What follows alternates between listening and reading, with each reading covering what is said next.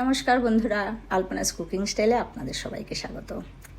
আজকে খুব সুস্বাদু একটা ব্রেকফাস্ট রেসিপি নিয়ে এসেছি, পেঁয়াজের লাচ্ছা পরাঠা। এটা বানানো খুব একটা কঠিন না, একবার বানিয়ে খেলে কিন্তু বারবার খেতে ইচ্ছে করবে। তা আসুন দেখে নেবেন কিভাবে বানাচ্ছি।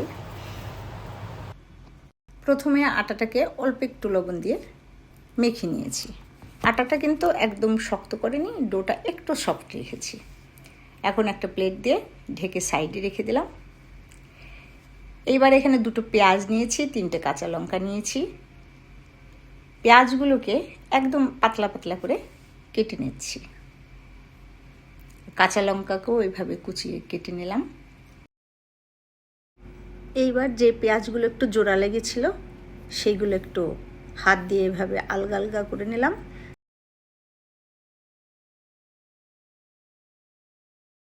তারপরে কাঁচা লঙ্কার সঙ্গে ভালো করে মিশিয়ে নিলাম।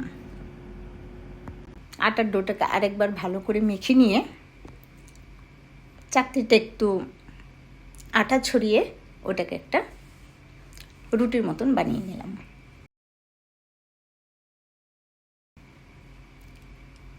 তো রুটিটা যখন বানানো হয়ে গেছে ওটা সাইডে রেখে দিলাম। তা আরেক পোর্শন ডো নিয়ে আরেকটা রুটি বানালাম।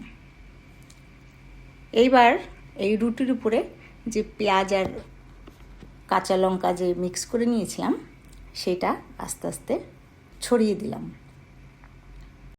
কোনা কোনা পর্যন্ত ভালো করে। তার উপরে আরেকটু লঙ্কার গুঁড়ো দিলাম।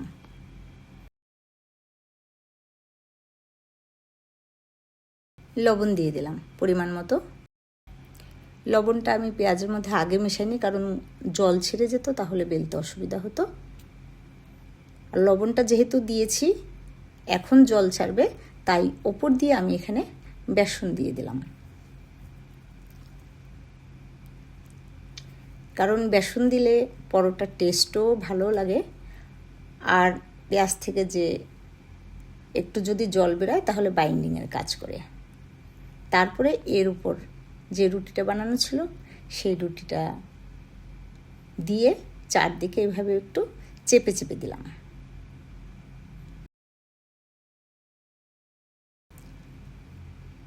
তারপরে চাকু দিয়ে এভাবে পিস পিস করে কেটে নিচ্ছি।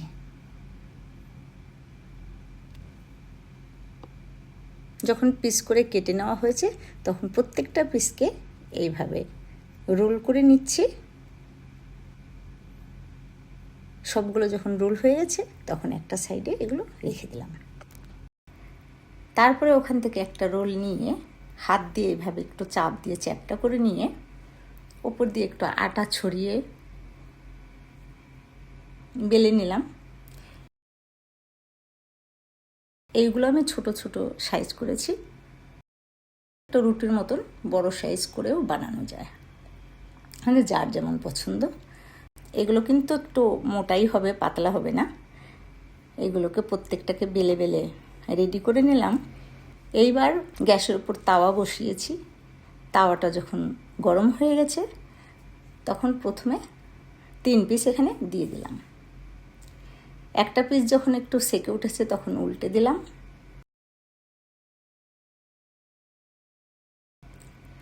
আর ওপর দিয়ে তেল দিয়ে দিলাম।